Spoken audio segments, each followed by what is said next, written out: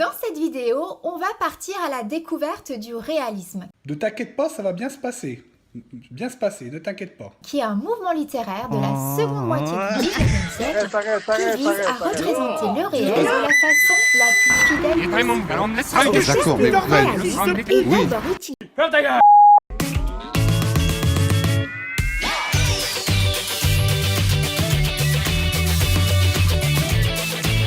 Pour résumer, Balzac n'était pas un canon de beauté, il était fauché, un peu filou et accro au café.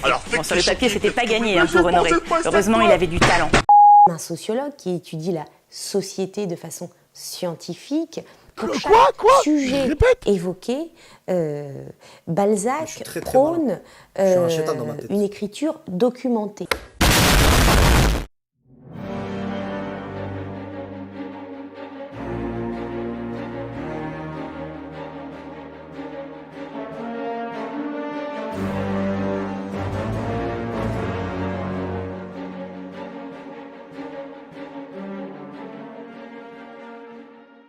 Bon, les gars, il y a pas longtemps, entre deux moqueries devant le dernier et toujours aussi pitoyable roman de Christine Angot, la seule auteure dont la carrière, je le rappelle, a commencé au dos d'une tablette de chocolat, je suis retombé sur le colonel Chabert de Balzac. Et là, j'ai une illumination. Faut que je vous explique. Balzac, à la base, depuis le collège, j'avoue que je m'en méfiais un peu. Le Gus, avec sa tête de petit gros dispensé de sport et ses descriptions de 3 chapitres sur un pot de fleurs, il m'avait pas laissé le meilleur souvenir du monde. D'ailleurs, pour être honnête, rien que de repenser à sa trogne, j'avais l'impression de retourner en cours, d'avoir de l'acné, de me faire taper mon goûter par Yacine, et de me prendre râteau sur râteau par Vanessa, la bonasse du bahut, qui préférait pomper Dylan, le BG dealer de shit pendant l'intercours. Bref, c'était pas la joie. Oui, sauf que bon, les choses elles ont bien changé. Maintenant, j'ai quitté le collège, Dylan joue à la PlayStation dans sa cellule tout équipée de fleurs émérogis grâce aux généreux impôts que l'État m'extorque chaque année. Vanessa a 3 enfants bigarrés et trisomiques de 5 pères différents, et le seul moment où je repense à elle, c'est quand je vois les caisses automatiques du Monoprix et que je me souviens pourquoi elle est au chômage. Et Balzac dans tout ça, franchement, là aussi, j'ai changé d'avis. En fait, en quelques pages seulement, j'ai capté un bail super important. Quand t'es adolescent, t'es juste bien trop con pour apprécier un type aussi stylé que lui. En fait, quand tes enjeux quotidiens tournent autour de questions comme est-ce que je vais faire une intox alimentaire à la cantine tellement c'est dégueu, ou comment trouver une gourgandine pas trop farouche pour me dépuceler la joue, je suis pas tout à fait sûr que tu sois capable de comprendre ce qui fait l'intérêt de Balzac. C'est un peu comme si tu demandais à un mendiant paraplégique de New Delhi ce qu'il pense des crypto-monnaies. Là, tout de suite, tu doutes que c'est pas forcément son sujet d'expertise principal devant cuisiner un tandoori, vénérer une vache en or ou polluer un peu plus le Gange. Bah ouais, chacun sa spécialité. Du coup, tandis que Gros t'a baigné le croisement foireux entre une fiche Wikipédia et un guide du routard pertinent de vous expliquer par le menu comment il s'est fait taillader les burnes et pourquoi c'est un acte formidable que vous devriez imiter, spoilers, non. Nous, qui sommes un cran plus loin dans la longue chaîne de l'évolution, on va élever un peu le niveau et on va parler littérature. Voilà, comme ça les crétins seront pas les seuls à trouver leur compte sur YouTube, ça changera un peu. Alors, qui était Honoré de Balzac? Pourquoi ces romans sont tellement malins qu'ils devraient être prescrits pour lutter contre l'épidémie de crétinisme fulgurant qui frappe notre époque? Et pourquoi, vous aussi, vous devriez vous y mettre avant de finir à écouter Hagrid vous parler de ses testiboules? C'est ce qu'on va voir tout de suite. Ansel, il est temps de charger dans le tas.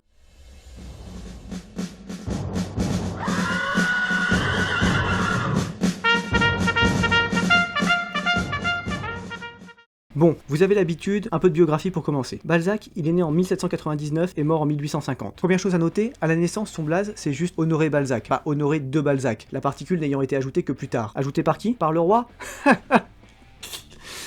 Bande de petits coquinous. Vous croyez vraiment que Louis XVIII, le gros bonbon malade dont le corps n'avait pas jugé bon de mourir avant d'entamer sa propre décomposition, avait suffisamment de street cred pour adouber un mec comme Balzac? Bah non, c'est sûr que non. Alors le 2, Balzac il s'est refilé tout seul, comme ça, sans pression. En gros, pendant que des petites merdes comme Yann Moix tapinent sur les plateaux télé en gobant tous les chiffres à disposition dans l'espoir bien illusoire de gratter un peu de fame et de respect entre 2 bouquins de mythomanes merdiques, le gros Balzac, lui, 300 kilos au réveil, il s'anoblissait tout seul, comme un grand, sans attendre qu'un fifre en perruque poudrée sorte de la backroom versaillaise la plus proche et s'avise, entre 2 ramonages de fion, de lui décerner un honneur quelconque. Balzac, au fond, c'est un peu l'archétype du self-made man à la française. Né à Tours, dans une famille de petits bourgeois chiants dont le père était un vieux con somnolent et la mère une petite chieuse frigide, il a passé toute son enfance et son adolescence dans des gros lycées austères et religieux de villes reloues, genre Vendôme ou Tours, le genre d'endroit dans le trou du cul de la province où si tu arrives à ne pas crever d'ennui, tu dois encore slalomer entre les gros curtons d'éther qui te pourchassent avec un fouet quand t'as pas bien appris ta leçon. Et tu sais quoi? Balzac, lui, préférait encore ces ambiances atroces à sa famille, donc il rentrait même pas chez lui pendant les vacances. C'est te dire le niveau du background. Bah non. À la place, ce qui l'excitait, lui, c'était de lire tous les bouquins possibles, de tous les auteurs possibles et de tous les courants possibles. En fait, quand il était ado, au lieu de foncer sur Instagram mater la dernière prostituée placeuse de produits, lui, il se gavait de toutes les îles flottantes en rab à la cantine, et après il fonçait direct au CDI comme le puceau timide qu'il était, tapait des heures de gros bouquinage, le temps que son gargantuesque estomac ait fini d'emmagasiner toute la calorie disponible. Bon, mais ça, bien sûr, ça ne dure qu'un moment. Quand il a 17 ans, son père, comme tous les gars chiants, a une idée bien chiante, en faire un avocat, aussi chiant que lui. Du coup, il envoie son fils étudier avec un pote de la famille, un avoué, qui, manque de peau, kiffe lui aussi les livres et la littérature. Du coup, Balzac, qui à la base n'avait déjà aucune envie de se taper des études de merde sur des codices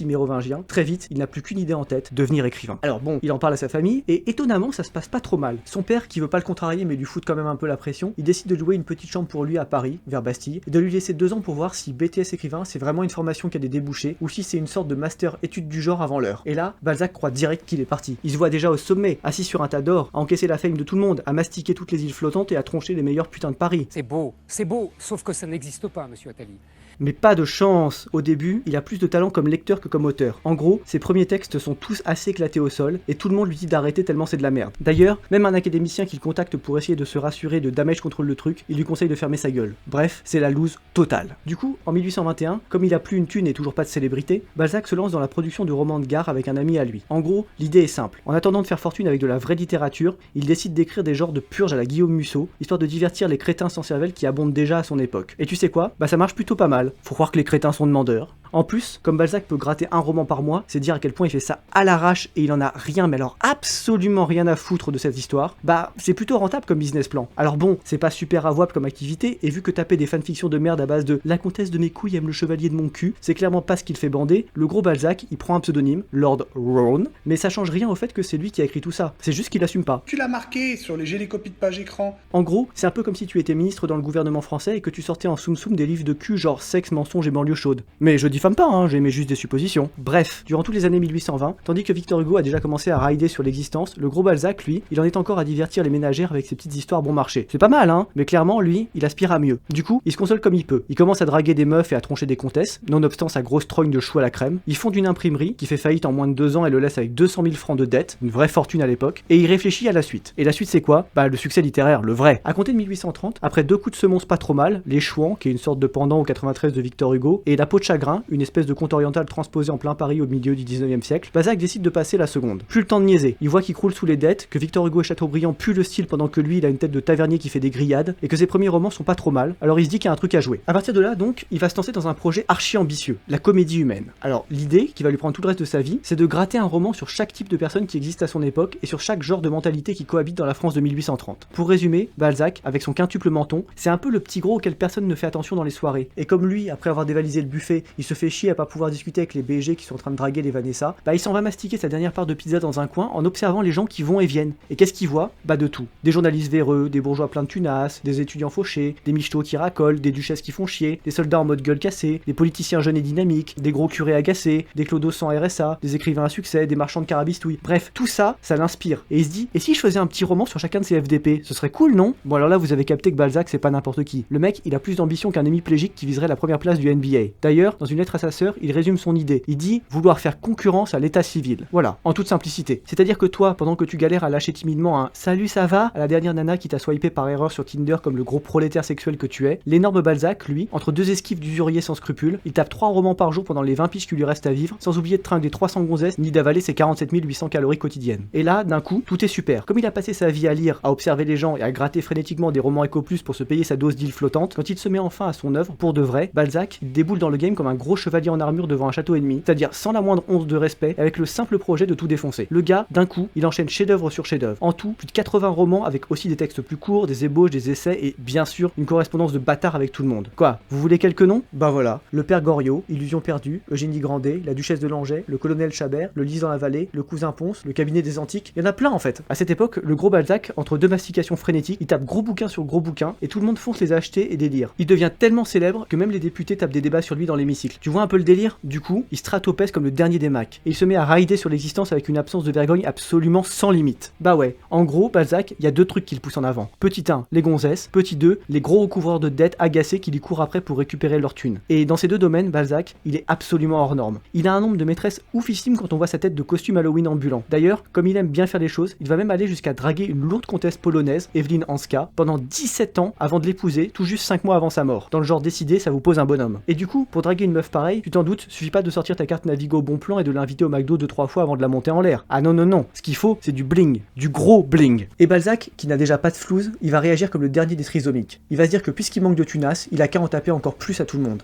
Et alors là, ça devient l'énorme Mongolie. Comme notre Gus a pas d'argent, il emprunte à tout le monde, et comme il veut pas rembourser, bah il écrit plus de romans pour avoir de l'argent, et comme les romans se vendent bien, il a de l'argent sur le moment, mais il y a encore plus de nanas qui lui courent après. Du coup, bah il dépense encore plus d'argent pour rider sur le game, et comme il a de nouveau plus d'argent, bah il est obligé d'emprunter encore un coup. Là tu m'as bien khalash, montre, tu jures alors que c'est pas vrai. moche, t'as plus d'argent, hein.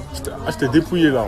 Et ainsi de suite. Bref, t'as compris le délire. À la fin de sa vie, le gargantuesque Balzac, il a 300 000 francs de dette sur le dos. C'est l'équivalent de 4 ou 5 millions d'euros aujourd'hui. Et tout ça au KLM. Alors bien sûr, c'est pas sans conséquences. À force de bosser comme un esclave déter pour payer ses dettes et de taper ses meilleurs perfs au 100 mètres pour distancer les FDP qui en veulent à ses tunasses, il s'use la santé, il finit par tomber malade et il va mourir d'une sale gangrène en plein milieu de l'été 1850 comme le gros roi médiéval qu'il aurait pu être dans une autre vie. D'ailleurs, petite anecdote, à son enterrement, t'as tous les gens importants de l'époque, notamment le ministre de l'Intérieur qui s'appelle Baroche, Alexandre Dumas ou encore Victor Hugo. Et petite histoire, apparemment le ministre aurait dit « c'était un grand homme » et Victor Hugo lui aurait répondu « plus, c'était un génie ». Qu'est-ce que tu veux ajouter après ça ?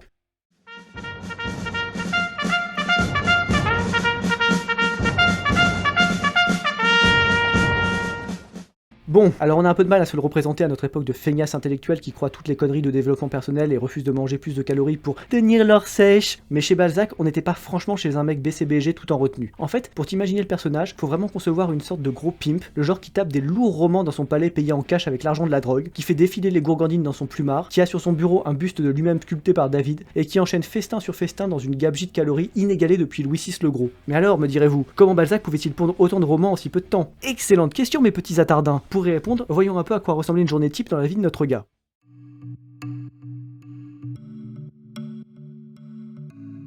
1h du mat, réveil, 3 litres de café, on commence à écrire. 8h, petite pause, petite sieste, 3 autres litres de kawa. 9h30, on renquille pour 6h30 de grosse littérature, avec du café bien sûr. 16h, on sort du turbin, on va commander toute la carte du resto et on trinque quelques nanas pour décompresser entre 2 Nespresso. 18h, un petit dernier allongé, et puis dodo parce que demain, c'est re-réveil à 1h.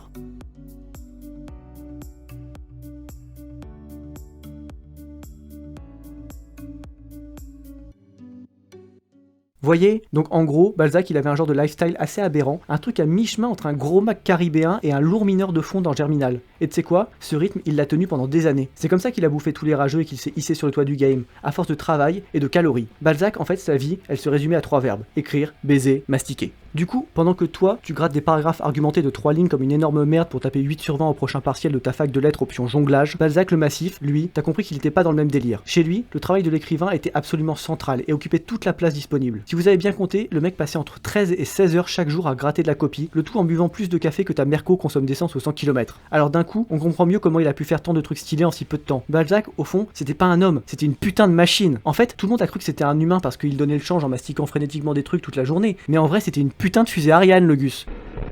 Allumage EAP, décollage.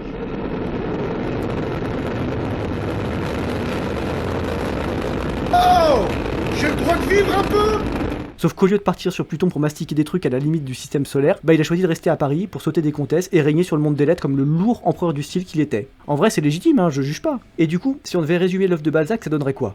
90 romans stylés qui ont fait briller un nouveau courant littéraire, le réalisme. En gros, pendant que t'avais des fifres de 50 kilos genre Musset ou Chateaubriand qui faisaient les grosses pleureuses à geindre sur leurs âmes et sur le malheur de leurs sentiments, Balzac, lui, terre à terre comme le prototype de grosse fusée qu'il était, il adoptait un style plus réaliste en s'intéressant aux situations sociales et aux interactions entre les gens. En fait, sa came c'était de décrire des trucs du quotidien comme un genre de reporter incisif, pas de blablater pendant 12 chapitres sur le malheur d'être né dans un monde trop injuste comme un gosse de 14 ans en pleine crise d'ado. Balzac, ce qui est intéressant chez lui, c'est que tu peux reconstituer son époque juste en plongeant dans ses romans. La comédie humaine, c'est un ensemble d'histoires qui se recoupent les unes les autres et qui donne à voir un univers d'une cohérence absolument époustouflante. En gros, dis-toi que sur les 2500 personnages que ça représente, chiffre déjà presque aussi élevé que les calories des petits déjeuners de Balzac, t'as au moins 500 noms qui reviennent dans plusieurs histoires. Déjà, rien que ça donne le vertige. Mais là où ça devient encore plus dingue, c'est que ces personnages font référence les uns aux autres dans les différents romans. Oui, en fait ce que je suis en train de t'expliquer, mon petit attardin, c'est que Balzac, la grosse Bertha, il envoyait tellement du lourd que le mec était en train de reconstituer un monde cohérent à lui tout seul. En fait, 80 ans avant Tolkien, t'as un gros français de déter qui inventait déjà son propre univers, sauf que lui, il s'embêtait pas avec des trucs de merde genre des hobbits chiants ou des dragons de mes couilles dans la contrée. Lui, son kiff, c'était de décrire et de railler son époque. Et va pas croire que c'est juste intéressant d'un point de vue historique. Balzac, il savait mettre en scène des situations qui restent éclairantes même à notre époque. Les intrigues de fortune, les magouilles des journalistes, les infidélités des femmes, les bassesses des hommes, tout ça, t'inquiète, il en parle bien mieux que tous les auteurs de merde d'aujourd'hui. Du coup, au lieu de lire Psycho Magazine pour décrypter ton inconscient ou accepter ton côté castor des marais, bah jette-toi sur un gros Balzac. Crois-moi, ça te coûtera pas plus cher et ça t'apportera 1000 fois plus.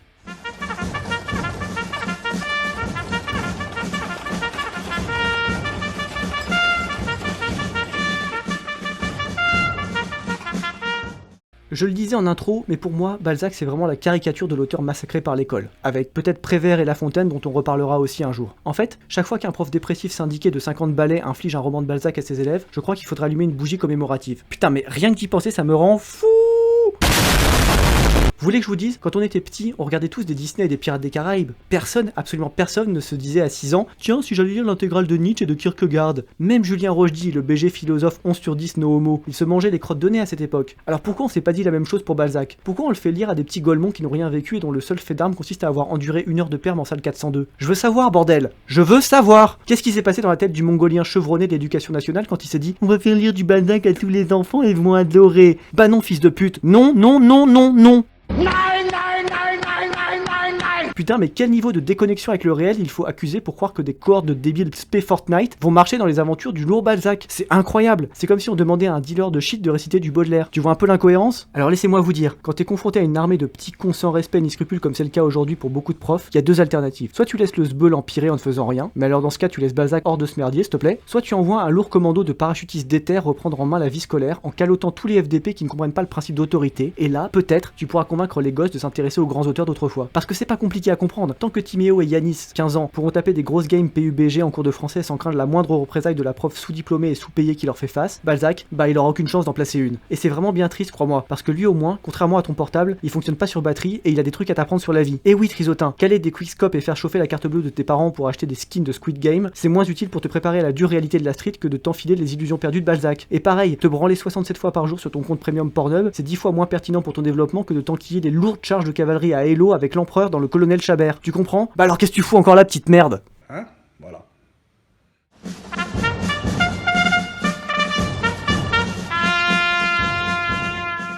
La plupart des gens connaissent Balzac. Peu, en revanche, ont compris tout l'intérêt du bonhomme. Balzac, c'était un mec hors norme, un genre de chaînon manquant entre Gargantua et Victor Hugo. Il avait une paire de burnes énormes, une soif de vivre phénoménale et un talent littéraire absolument incroyable. S'arrêter à la vision superficielle et assez répulsive que l'école vous envoie dans les dents, c'est clairement passer à côté d'un truc avec lui. Balzac, c'est plus qu'un auteur scolaire, 1000 fois plus. C'est le mec, il t'attrape par la manche et il t'emmène visiter la France de son époque. Avec lui, il y a ce côté guide de la vie qui te montre les bonnes adresses, les coins craignos, les rues où il y a des putes pas chères et les meilleurs talouba frais comme 10 pour 3 roupies. C'est le Gus, si tu lui laisses 2 minutes, passer quelques descriptions que tu peux sauter, hein, rien ne te l'interdit, il va t'asséner un gros uppercut dans le foie avec des punchlines ciselées et des leçons de vie hors du commun. Alors n'attends plus, fonce en description, j'y ai mis quelques bons tuyaux pour commencer à explorer le fascinant labyrinthe de la comédie humaine. Tu verras, tu le regretteras pas. Une fois que t'auras dévoré Illusion perdue, tu verras d'un autre œil les magouilles de BFM WC. Et avec le colonel Chabert, tu vas replonger direct dans la gloire napoléonienne et dans les mesquineries de la haute bourgeoisie au moment de la Restauration. Je te jure, tu vas kiffer.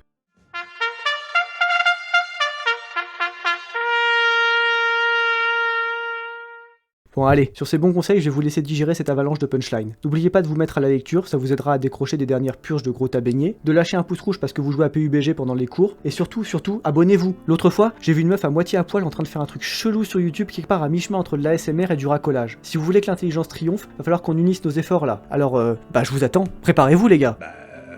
Prépare-toi quoi. Ah, oui. Moi je vous dis à dans quelques jours pour une prochaine vidéo. Rompez soldats.